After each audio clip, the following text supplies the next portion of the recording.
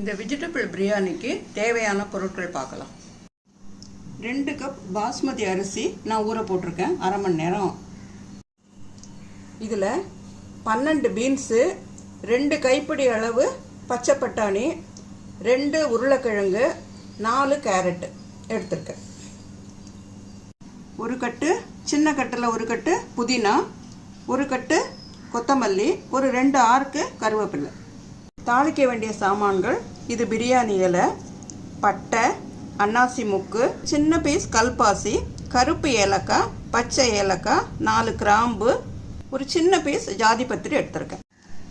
அரைப்பதற்கு தேவையான பொருட்கள் 5 பச்சை மிளகா, ஒரு பீஸ் இஞ்சி, 12 பூண்டு, ஒரு ஸ்பூன் கசகசா, ஒரு ஸ்பூன் பொட்டுக்கடலை, கொஞ்சம் முந்திரி சேர்த்துருக்குறேன், ஒரு 6-7 முந்திரி சேர்த்துருக்கேன். அதோட தேங்காய் ஒரு 10 எடுத்துருக்கேன்.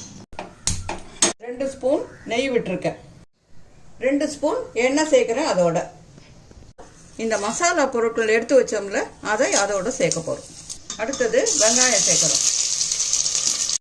ஒரு வெங்காயம் நீட்டாக நறுக்கி வச்சுருந்தேன், அதை அதில் சேர்த்துருக்கேன்.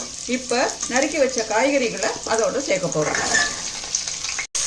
அந்த காய்கறி வதங்கும் போதே அதுக்கு தேவையான உப்பு சேர்க்குறோம். இப்போது அரைச்சி வச்ச விழுத காய்கறியோடு சேர்த்து வதக்கலாம்.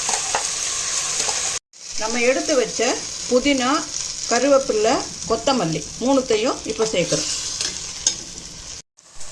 1 கப்பு அரிசிக்கு 1.5 கப்பு தண்ணி. இதில் நம்ம 2 கப்பு அரிசி போட்டிருக்கோம், அதனால் 3 கப்பு தண்ணி எடுத்திருக்கேன்.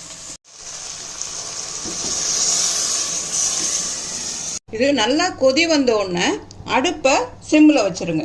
வச்சுட்டு ஒரு தட்டை போட்டு கொஞ்சம் திறந்த மாதிரி மூடி வச்சு 10 நிமிஷம் வேக விட்டு எடுங்க. நடுவில் திறந்து பாருங்கள். ரொம்ப ட்ரையான மாதிரி இருந்ததுன்னா ஒரு 1/2 கப்பு வெந்நீர் அதில் சேர்த்துருங்க. உங்களுக்கு அவசரமாக தேவைப்பட்டதுன்னா ஃபுல்லில் வச்சுட்டு வெயிட்டு போட்டு ஒரு விசில் வந்ததுக்கப்புறம் சிம்மில் வச்சு 5 நிமிஷம் கழித்து நிறுத்திட்டிங்கன்னா சரியாக இருக்கும். இப்போ நம்ம வெஜிடபிள் பிரியாணி ரெடி.